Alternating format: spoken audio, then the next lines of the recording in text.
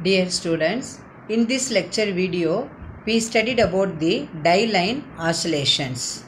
This is the continuation of state model equations of the two-area system.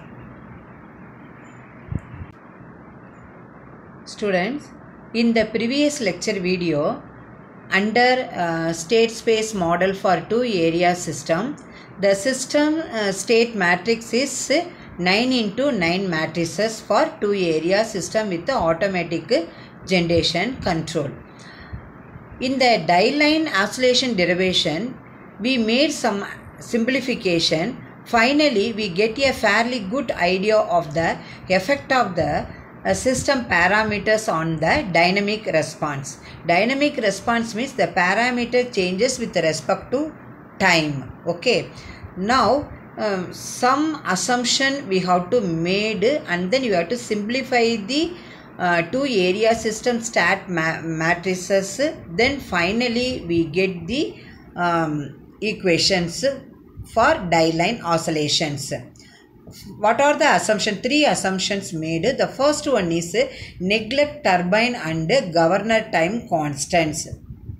Okay, so the turbine turbine time constant is nothing but capital T, the suffix T. This is the represents the turbine time constant. Governor time constant means that is T, suffix G. This is the turbine time constant and governor time constant, which is represented by TT and DG. This is neglected. This is the first assumption. The second assumption, neglected damping constant. Damping constant represents D1 and D2 for area 1 and area 2. So we have to neglect this damping constants. This is second assumption. The third assumption, both areas are identical. That means the area 1 and the area 2 both are identical. After made these three assumptions, then we have to simplify the two area system state matrix, which is 9 into 9 matrices, and then simplified for die-line oscillations. Okay.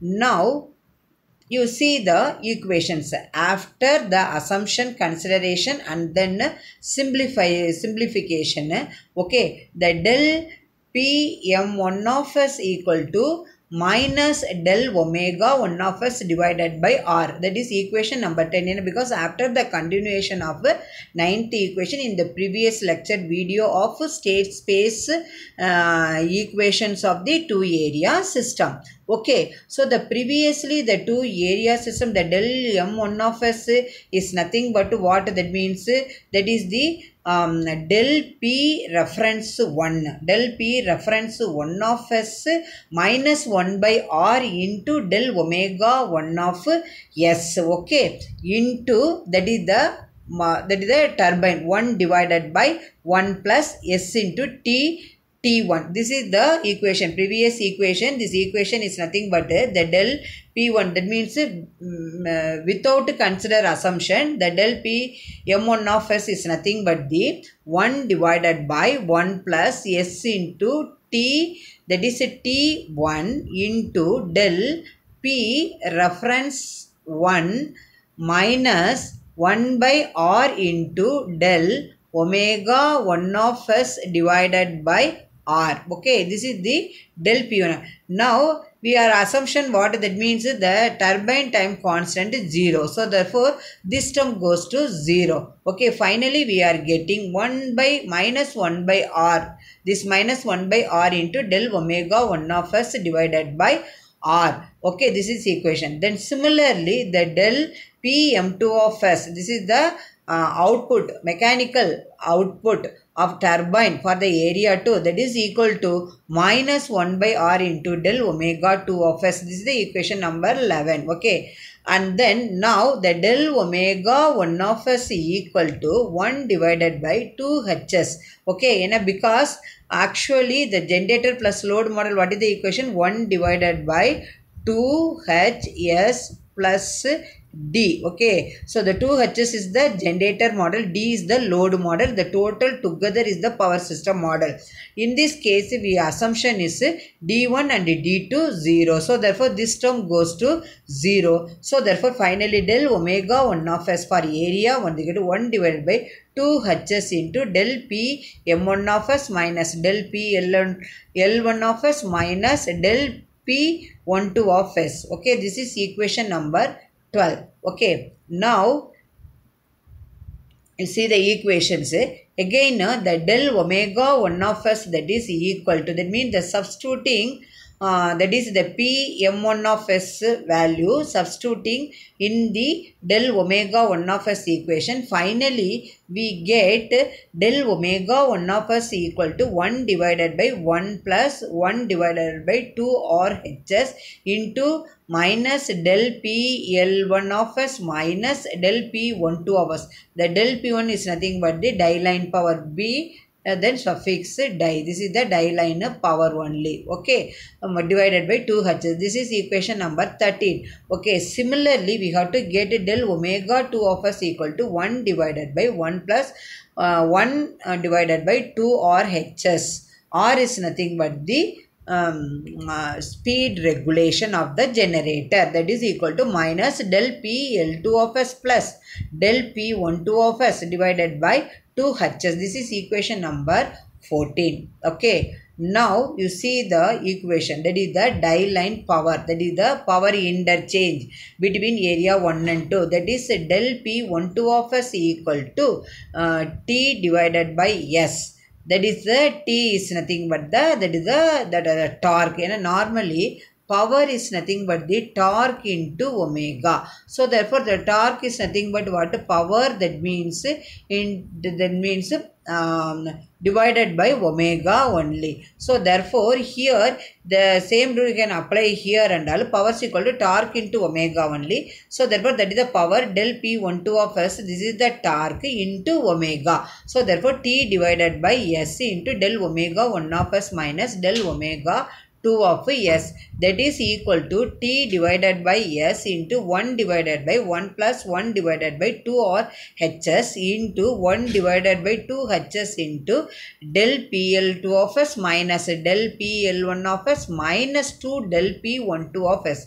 Okay, now this equation again rewritten as del P12 of S into 1 plus 2T divided by 2H S squared plus S by R, that is equal to T divided by 2H S squared plus S by R into del PL2 of S minus del PL1 of S only. Okay, so after again we simplifying this equation, del P12 of S equal to T divided by 2H numerator divided by denominator is nothing but S2 plus S divided by 2 RH plus T by H into del PL2 of S minus del PL1 of S. This is equation number 15. Okay, you see this is the denominator is nothing but the quadratic equation, that is the S squared plus some term into X into constant. Okay, so therefore the poles of the denominator only determine the oscillation in the del P2. The del P2 is nothing but the power interchange between area 1 to. How to determine the oscillation in the del P2? Which is used by the pole of denominator only. The poles of the denominator only is used to determine the oscillation in the del P2. Okay, then we can compare the denominator with the standard second order characteristics equation. I already told no quadratic equation or second order equation. So therefore the denominator of the standard, that means the poles of the denominator of the die line oscillation is compared with the second order characteristics equation, that is omega n plus 2 alpha s plus omega n squared is equal to s squared plus 2 zeta omega n plus omega n squared. This is equation number 16. Okay, after simplifying the equation, alpha equal to 1 divided by 4 or h. This is equation 17. Then the omega n, that is the natural frequency. N for natural, omega frequency. So the natural frequency omega n equal to root of T divided by H. This is the torque. H is the hydraulic valve activator, that constant. Into the unit is per unit. All the parameter converted into common base value, that is per unit value. Similarly, that means the 2 pi f naught T divided by H into that is the radian per second, that is also omega, and 2 pi nt divided by H into radian per second only. Okay, now you see the equations. Okay, then the damping that is the damping ratio is determined by the relative value of alpha, and that means the omega n. Okay, so therefore the roots is nothing but two roots, one is S1, another one is S2. Two roots, that is equal to minus, that is zeta omega n plus or minus j omega n root of 1 minus zeta squared, that is equal to minus alpha plus or minus j omega d only. So therefore the S1 is nothing but what? Minus alpha plus j omega d only. The S2, that root is nothing but minus alpha minus j omega d. This you are getting from 19th equation. So therefore in this equation the alpha equal to, that is the zeta omega n, and omega d equal to omega n into root of 1 minus zeta squared. Okay, in this equation the alpha known as the damping factor or damping constant, and then omega n is nothing but the natural undamped frequency of oscillation, that means without damping, and then omega d is nothing but the damping frequency or conditional frequency. Okay, the suffix d represents damped. Okay, and then the zeta is called the damping ratio. Okay, so we know all the four terms which are used in the second order equation, that is compared to the poles of the denominator of the die-line oscillation equations. Okay, now you see from already we derived from the die-line oscillation equations. Then what are the thing, first case is nothing but we are considering, that means zeta equal to 1, that is the damping ratio equal to 1, then alpha damping constant equal to omega n. If that means that is nothing but called as a critical damping. Okay, this is the first case. The second case is nothing but the damping ratio equal to 0 and then damping constant equal to 0. Under this condition, what that means, the roots are purely imaginary. That means real part as well as the imaginary part. That means here the roots are purely imaginary, only imaginary part, there is no real part. So this is nothing but the purely sinusoidal oscillation for the step change in input. That means the changes happened in the input, that is the step change in input. That is represented what is the equation number 14. What is the equation number 14? You see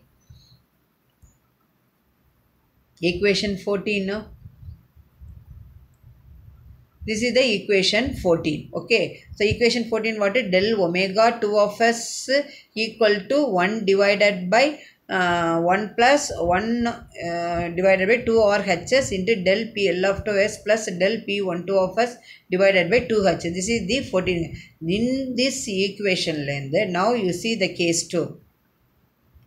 In this 14 equation length, the input, what is the input? Is nothing but del P L2 of S and then minus del P1 of S. The both are the del P L2 of S is nothing but the external but input, that is the load to the area 2. Similarly, del P L1 of S is nothing but the external input, that is the load input to the area 1. Okay, so therefore for a step change in the load, that means some sustained sinusoidal oscillation of the die line power at a frequency of omega n, which case damping ratio equal to 0 and then damping constant alpha equal to 0. So the next from equation 16, okay, equation 16, what is the equation 16? Now you see the equations. The equation is 16 is nothing but the second order characteristics equation, that is omega n plus 2 alpha s plus omega n squared, that is equal to s squared plus 2 zeta omega n plus omega n squared. This is the equation number 16. From the equation number 16 length, okay, what you understood, that means, okay, alpha equal to 0 or equal to infinity means that is there is no governor speed control. This is the case 2. Okay, then third case is nothing but we can consider the damping constant alpha, that is less than omega n, that is natural frequency, and the zeta less than 1. Like this means the roots s1 and s2 both are complex conjugate roots only. That means the system is underdamped, that is the power system is underdamped. That means we have the oscillation in the die-line power flow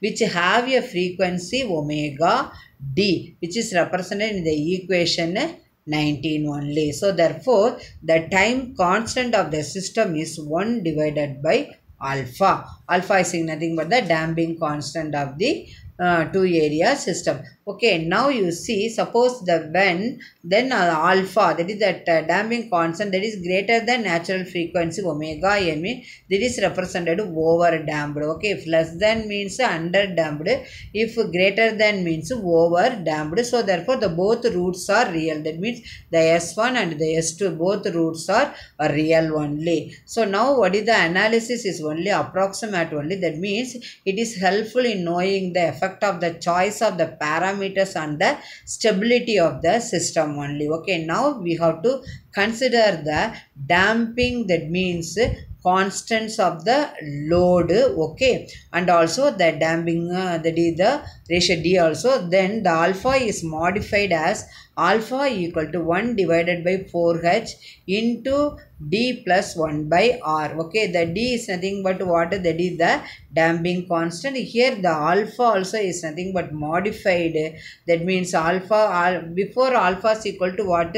Alpha equal to 1 divided by 4 or h only. This is the alpha value. Okay, so this is without considering. Now we can considering the damping constant of the load alpha equal to 1 divided by 4h into d plus 1 by r. This is equation number 21. Okay, so students, in this lecture video you can clearly understand what is the die line oscillation. Oscillation is what we studied: under damped, over damped, and then critical damping. We know the equation for natural frequency equation omega n, and then damping frequency equation omega d, and then alpha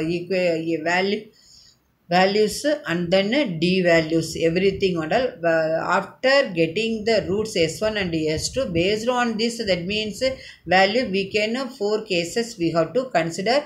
The first case is nothing but then the zeta, that is the damping ratio equal to 1, or that means alpha. What is the alpha? Already I told alpha is nothing but the damping factor or damping constant. So therefore the damping factor equal to omega 1 and then damping ratio equal to 1. That is the critical damping. Again both the damping ratio and damping both are 0, mean the roots are purely imaginary only. Okay, that means there is no governor speed control. Then third case is nothing but the alpha as well as, that means the damping factor as well as the damping ratio zeta both are, that means what? That is a less than value. Okay, the alpha less than omega n, the zeta less than 1, then means is nothing but the under damped, that is the roots are complex conjugate. Okay, so now the fourth case is the alpha greater than omega 1 only, that is nothing but the over damped condition. The both roots are